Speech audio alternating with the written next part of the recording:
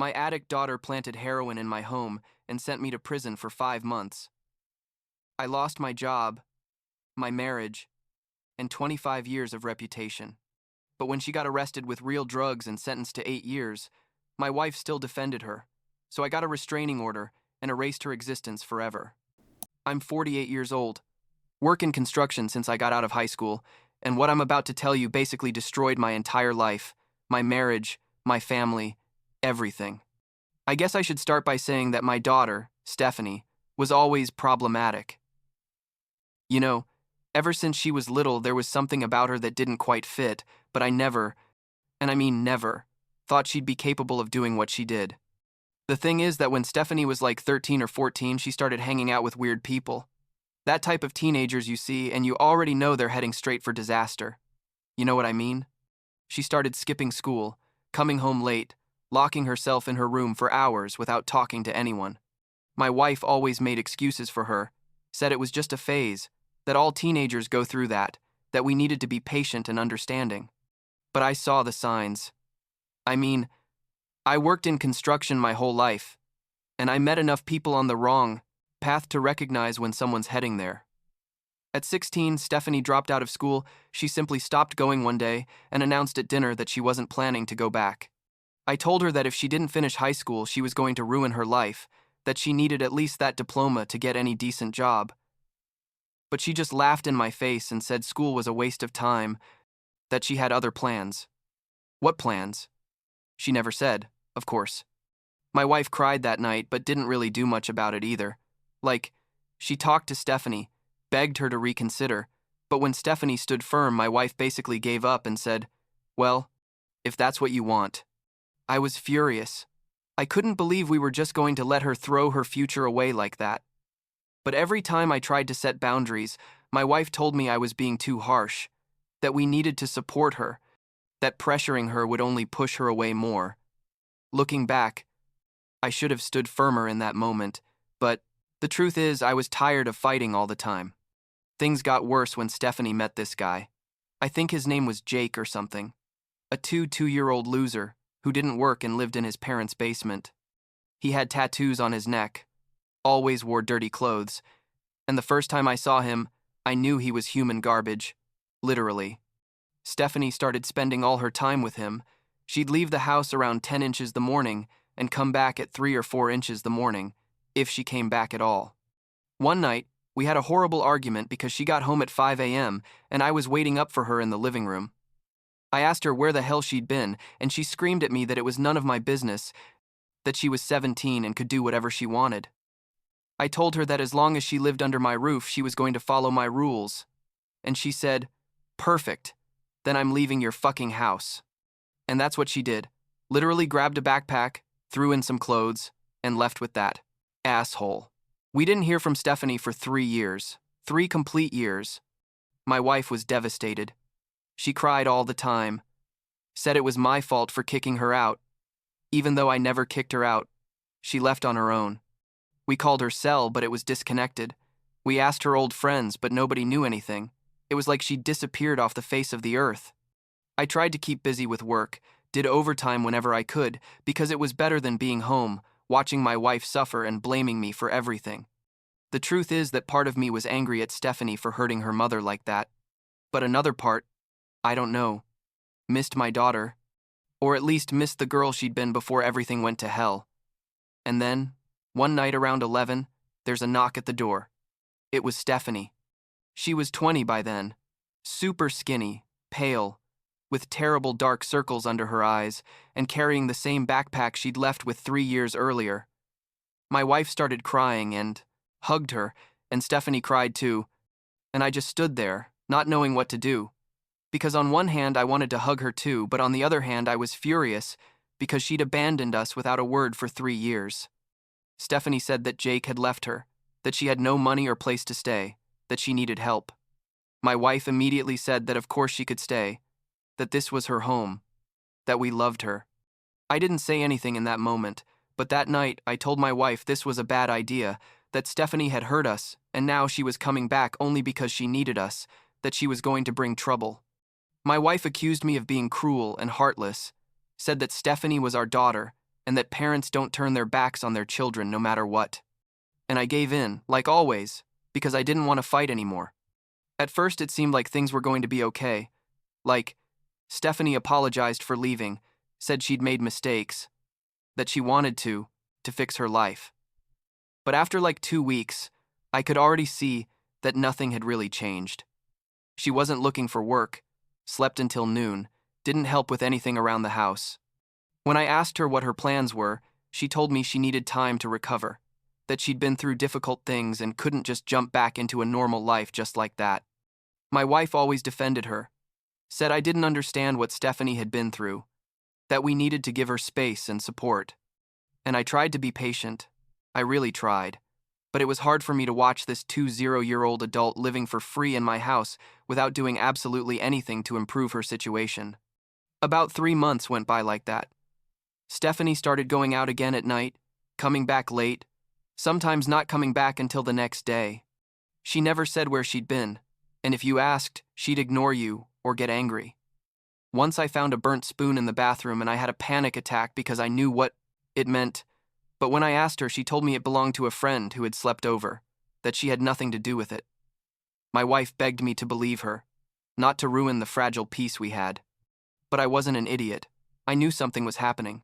I could see it in Stephanie's eyes, in how she'd gotten worse physically, in how she'd disappear for hours and come back acting strange. One day, I think it was a Tuesday because I remember it was my day off, I decided enough was enough. I got home after running some errands and Stephanie was sprawled on the couch watching TV. She hadn't even changed out of her pajamas. I told her, "Stephanie, I need to talk to you," and she sighed like I was the most annoying thing in the world. I told her this wasn't working, that she'd been living in my house for 4 months without working, without studying, without doing anything productive with her life, that she went out at strange hours and didn't tell us anything, that I wasn't going to keep supporting this lifestyle. She looked at me with those empty eyes and said, "So what do you want me to do?" And I told her, "You have 24 hours to decide. Either you find a job and start contributing or you leave this house."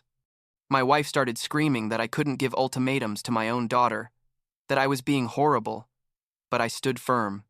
I told Stephanie, 24 hours, and went to my room because I knew if I stayed, I was going to end up saying things I'd regret. That night, Stephanie went out like always. She didn't come back until 5 a.m. I know because I couldn't sleep. The next day, around 10 inches the morning, I was having coffee when I hear loud knocking on the door. That kind of knocking where you know it's not normal, you know? I open the door and there are 2 police officers standing there. They tell me, "Are you Mr. So-and-so?" And I say, "Yes." "What's going on?"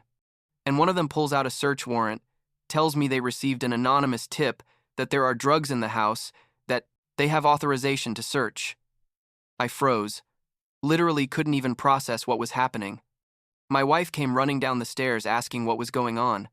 Stephanie came out of her room looking confused, and the police started going through the whole house. I don't know how long they were searching. It felt like hours, but it was probably like 30 minutes. They checked the living room, the kitchen, the bathrooms, the bedrooms, and then one of them shouts from my bedroom, "I found something." They take me to my room, and there, under my bed, were several Ziploc bags full of what was clearly heroin. There had to be like 50 grams or more. I don't know. I'd never seen heroin in my life. I started yelling that it wasn't mine. The cops didn't believe me, obviously. They started reading me my rights while handcuffing me. I looked at my wife, and she was in shock, pale, trembling. I looked at Stephanie, and I swear to Dunos, with her stated, God, I saw something on her face, like a smile, a little smile that appeared for a second and then disappeared. And in that moment I knew it had been her, but I couldn't prove it. They took me to the station, took my photo, fingerprints, the whole process. They charged me with possession with intent to distribute because it was too much for personal use. My lawyer, who I had to hire by emptying my savings, told me the situation was really bad, that with that amount we were talking years in prison if they found me guilty. I asked for bail, but they denied it because the judge said I was a flight risk and a danger to the community. Can you believe it? Me, who'd never even had a traffic ticket in my life. Suddenly, I was a danger to the community. I spent 5 months in county jail waiting for trial. 5 months. You know what it's like to be locked up for something you didn't do? It's literally a nightmare you can't wake up from. I shared a cell with a guy who was in for robbery. The other inmates looked at me weird, because there was a rumor I was a heroin dealer. I had trouble sleeping. The food was horrible. I had no privacy for anything. My wife visited me once a week, but I could see in her eyes that she doubted me, that she wasn't completely sure of my innocence. Once I asked her directly, "Do you think I did this?" And she took too long to answer. Said, "I don't know. I don't know what to believe.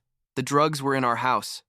That destroyed me more than being in prison, that my own wife didn't trust me after 25 years of marriage." I asked about Stephanie on every visit. My wife said she was fine, that she was looking for work, that she asked about me. Lies. All lies. But I didn't know it yet. My lawyer kept investigating, looking for anything that could help my case. And then, like 3 months after my arrest, he came to see me with news. They'd found text messages on Stephanie's phone. I don't know how they got them legally, but they had them.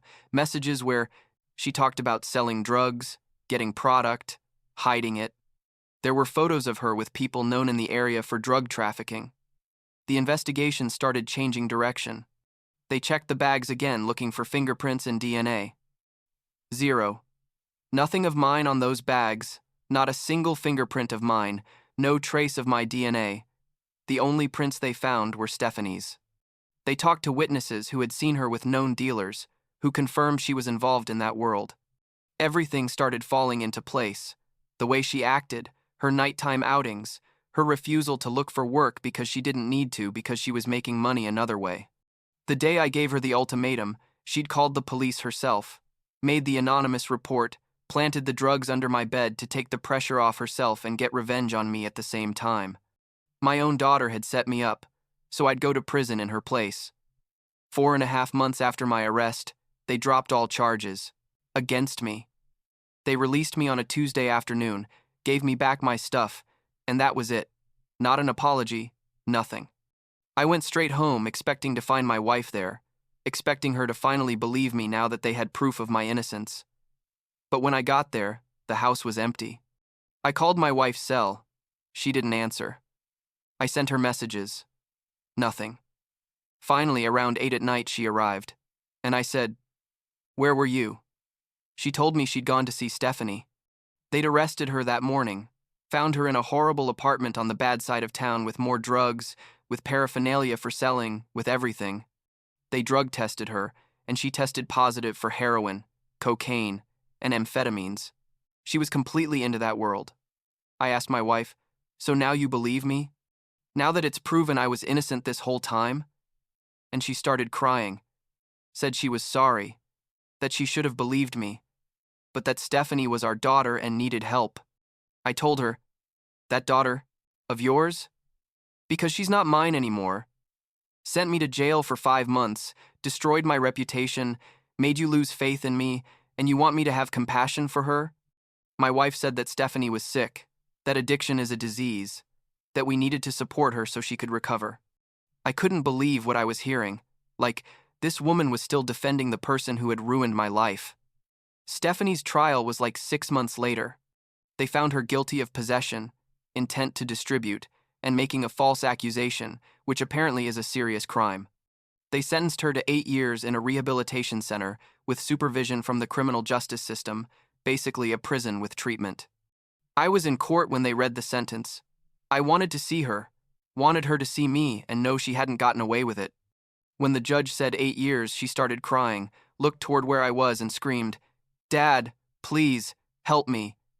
And I didn't say anything, didn't do anything, just stood up and left that courtroom.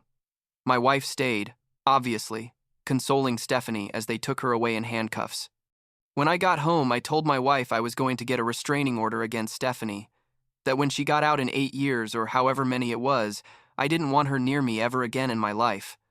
My wife got hysterical, said I was being cruel, that Stephanie had made a terrible mistake, but was still my daughter. I told her, "My daughter died the day she decided to ruin my life to save hers. This person you're talking about is a stranger to me. I got the restraining order a week later.